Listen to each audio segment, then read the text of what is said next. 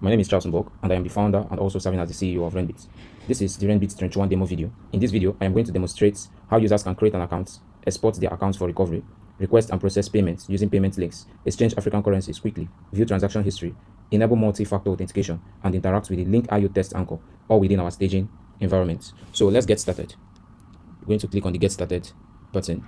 So this is going to take me to the registration page where I have to provide a valid email address. So I'll proceed with the registration, and a verification code will be sent to my provided email.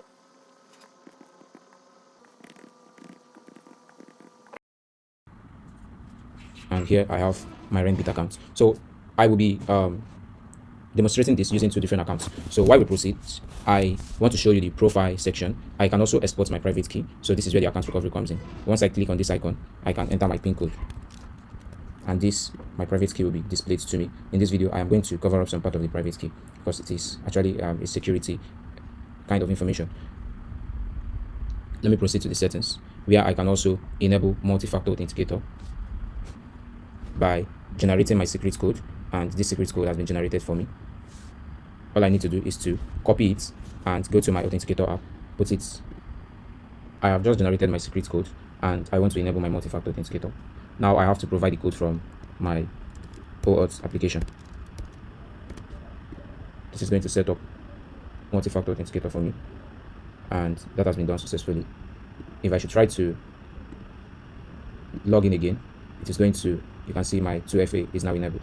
Let me log out and try to log in again. So you see I have to provide my 6 digits. So if I should provide something wrong, it gives me this error. I have to provide the correct values from my OAuth application.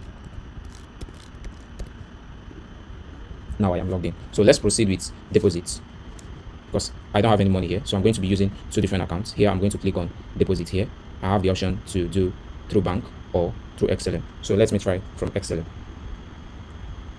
So this is my wallet address. I am just going to move to a second account and try to transfer from this second account. Here in this account, I'm going to show you how I can transfer my XLM using two different methods. But here I have enough XLM, and I just want to activate the first account with about 10 XLM. So this is the quote, and I can. First account must have received the fund. So you can see here, NGN has been activated, XLM has also been activated. You can see here that I received 10 XLM, and it was used to create the account. So let's say I have NGN, and I want the recipient to okay, let me go to the recipients and add more currencies like the Ghana cedis and Kenyan shillings.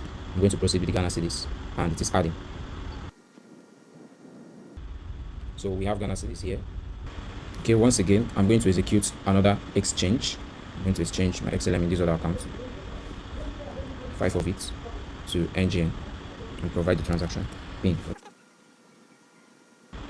Alright, so the swap has been executed successfully, and you can see over here that my NGN has increased and my XLM has reduced. So let me exchange my Naira to Ghana cedis. Here, I want to exchange about 200 to Ghana cedis. And this is going to fetch the quotes. I can swap my Naira to Ghana cedis. So that has been done successfully. If I should come over here, I'll be able to see that I have Ghana cedis. Initially it was 0, but now I have some amount here. So I want to create a payment request here. I want to create a payment request, a one-time payment request of about, I want to request for 20 XLM from another user.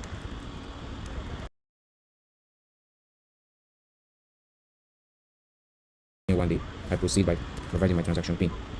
So the payment request has been created successfully. Here I can see the payment request, the amount, and the token. So I can copy this link. I can also view this payment request. So only the recipients can process this payment request. I can copy this link and send it to the recipients in the other browser. Let's do that.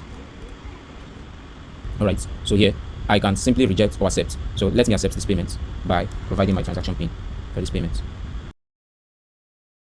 Okay, the payment has been processed, and you can see here it has been completed. So I just need to switch over to this account. I think I'll go to the transaction history, or probably the request section. I can see that here, this transaction that has been processed.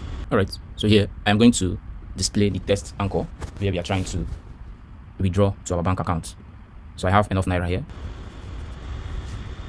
I'm going to go with the 20,000 Naira, and I'll provide my local bank account.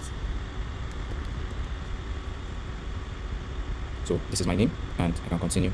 Here I have to complete my KYC. This is where the KYC comes in. I have to go with my NIN, my national identification number.